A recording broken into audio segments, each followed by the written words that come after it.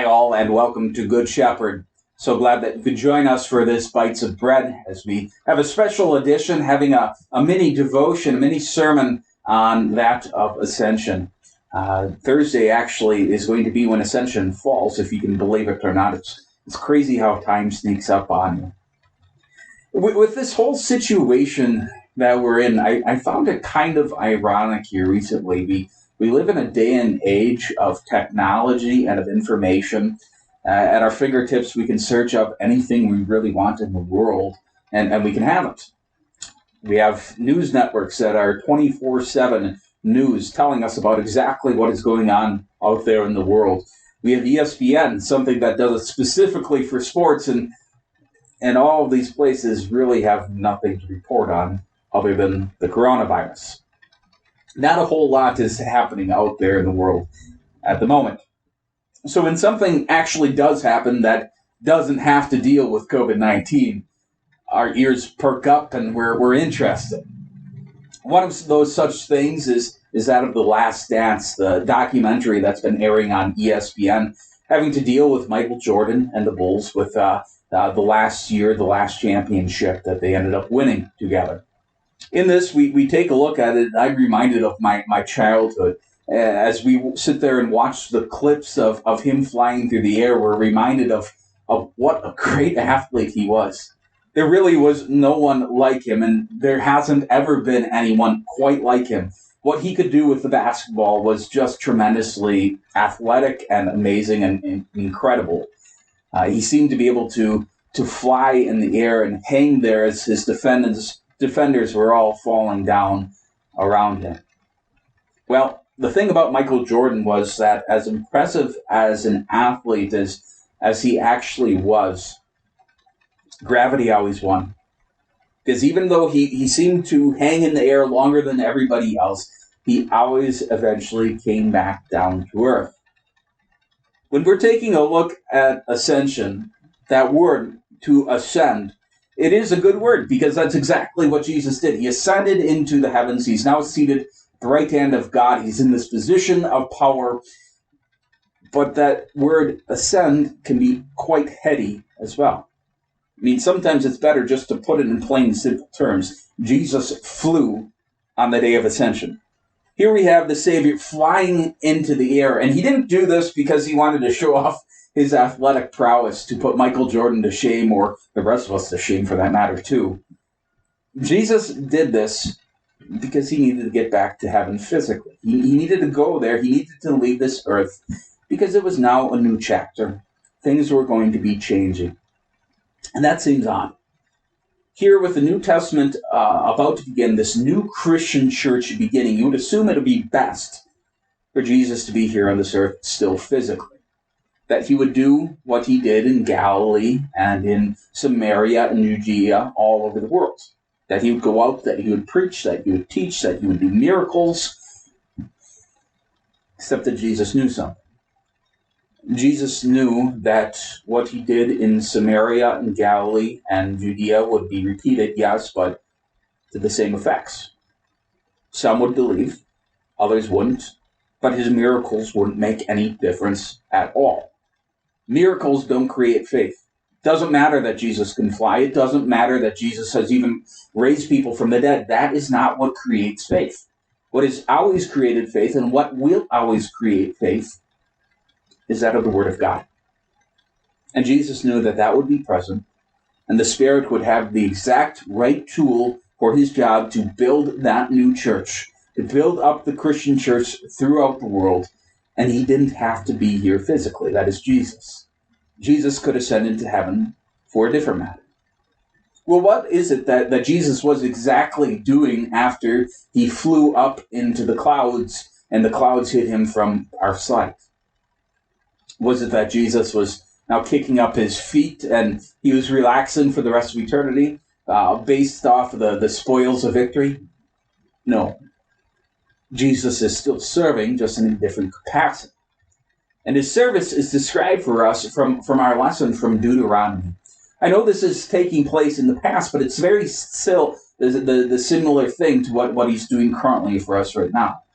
Our lesson states there from Deuteronomy 33, There is no one like the God of Jeshurun, who rides through the heavens to help you.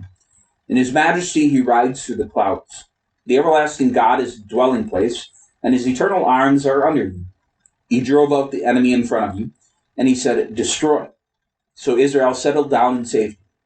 Jacob dwelt in security in a land of grain and fresh wine, and yes, its heavens dropped down dew. How blessed are you, O Israel! Who is like you? You are a people saved by the Lord, the shield who gives you help, the sword who gives you majesty. Your enemies will come cringing before you, and you will trample on their high places. Just like with us, the people at this time needed to be reminded of who exactly their God was. They had been through much, and now they were on the precipice of glory, about to enter into this promised land, this land that we now know as Israel, that at that time was known as Canaan. A land God had promised them hundreds of years in advance. It was finally going to become theirs. There was a big problem. The man who had been with them through thick and through thin, now God was going to take him up to heaven. It was Moses. Moses had been with his people all the way back with the 10 plagues in Egypt. Moses had been there when they had escaped from Egypt. Moses was there as they crossed the Red Sea. Moses was there as they wandered around the wilderness for 40 years. Moses was there when the venomous snakes came because of the people's sin. And Moses was there as God lifted up that bronze serpent upon the pole and saved his people. Moses had been with them, and now Moses wasn't going to be with them. How could they overcome? How could this blessing become theirs? But the truth of the matter was it had nothing to do with Moses at all. God could have chosen any man that he wanted to.